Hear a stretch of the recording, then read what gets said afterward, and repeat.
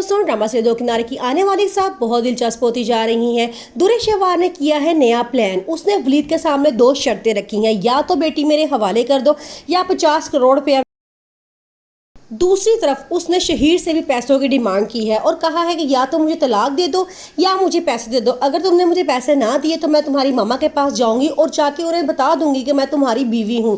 तुम्हारी मामा ने तो मुझे उस वक्त भी कबूल करने से इनकार कर दिया जब मैं कुंवारी थी। अब मैं एक बच्चे की माँ हूँ तो वो मुझे कैसे बहू के रूप में कबूल करेंगी। तुम्हारा सब कुछ चला जाएगा, या तो मुझे तलाक दे दो या मुझे पैसे दे दो। दूसरी तरफ तैमूर आयमा पे जोर डालता है कि वलीद से कहो कि दुर्र शहवार की बेटी को उसके हवाले कर दे।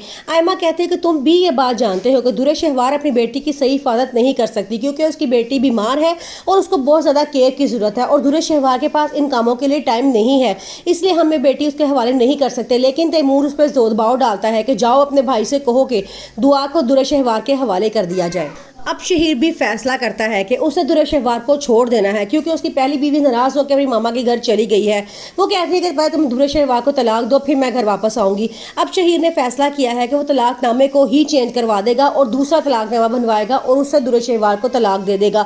अब दुर्र शहवार बिल्कुल खाली हाथ रह जाएगी, ना ही उसके पास वलीद है ना ही उसके पास शहीर है। अब वो क्या करेगी। दुर्र शहवार वलीद को अपने पास बुलाती है, कहती है एक ऑप्शन तो थी कि मुझे 50 करोड़ दो, दूसरी डिमांड मेरी ये है कि तुम मावरा को तलाक दे दो। जब ये बात वलीद सुनता है तो उसे बड़ा गुस्सा आता है। वो कहता है कि तुम ऐसी बात कैसे कर सकती हो, मैं उसे कभी तलाक नहीं दूंगा।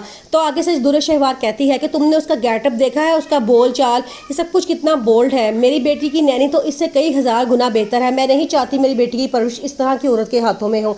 आगे से वलीद कहता है कि ये फैसला तुमने नहीं करना कि तुम्हारी बेटी की परवरिश किसके हाथों में होती है। मैं तो बस ये चाहता हूँ कि तुम्हारा साया मेरी बेटी से दूर रहे, तो तुम जैसी ना बने। फिर कहता है ये तो बड़ा अच्छा हुआ है कि तुम्हारी असलियत बहुत जल्द मेरी आंखों के सामने आ गई है और मैंने तुम्हें तलाक दे दी है। अगर तुम ना जाती तो मैं खुद ही तुम्हें तलाक देता और अपनी बेटी से तुम्हारा साया हमेशा के लिए दूर कर देता, क्योंकि तुम एक सेल्फिश औरत हो और अपने मकसद को हासिल करने के लिए किसी भी हद तक जा सकती हो। दुर्र शहवार की मामा उसे मिलने के लिए बुलाती हैं और कहती हैं कि तुम इतनी लालची होगी, ये बात मैंने कभी सोचा भी नहीं था। क्या तुम अपनी बेटी को 50 करोड़ के एवज बेच दोगी?